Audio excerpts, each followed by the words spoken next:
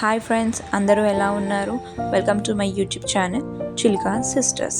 ఈరోజు వీడియో చూడబోయే ముందు మన యూట్యూబ్ ఛానల్ని అందరూ తప్పకుండా సబ్స్క్రైబ్ చేసుకొని లైక్ చేసి పక్కనే ఉన్న బెల్ ఐకాన్ని కూడా మర్చిపోకుండా ట్యాప్ చేసుకోండి. ఇప్పుడు వీడియోలోకి వెళ్ళబోయే ముందు మనము టమాటోస్ని ఇలా నేను వీడియోలో చూపించినట్టుగా కట్ చేసుకోవాలండి. చాలామంది చిన్నగా కట్ చేసుకుంటారు, అలా కట్ చేసుకోకుండా ఇలా వీడియోలో చూపించినట్టు కట్ చేసుకోండి.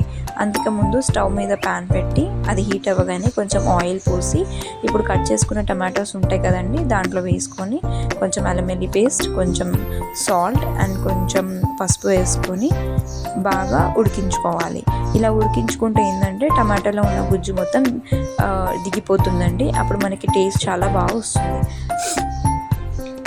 ఇలా బాగా కలుపుకొని ఒక 5 minutes పాటు మూత పెట్టుకోవాలండి.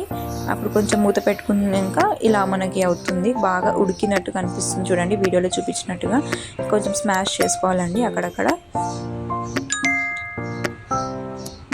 చూడండి ఇప్పుడు వీడియోలో చూపించినట్టు ఇలా స్మాష్ చేసుకోవడం వల్ల మనకి ఇంకా కొంచెం గుజ్జు కూడా బయటకు వచ్చేస్తుంది, టమాటాలో ఉన్న లాంటిది. సో ఇప్పుడు దీంట్లో మనము కొంచెం తగినంత సాల్ట్, కొంచెం కారం, మీరు ఎంత తింటారో దాన్ని బట్టి కొంచెం కారం ఉప్పు వేసుకోండి. మేము కొంచెం బాగానే తింటాం కాబట్టి మేము కొంచెం ఎక్కువనే వేసుకుంటామండి.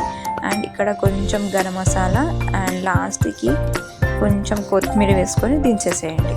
ఇప్పుడు ఎంతో టేస్టీకరమైన మనకి టమాటో రెసిపీ కర్రీ రెడీ అయిపోయింది. చూసేయండి ఇప్పుడు.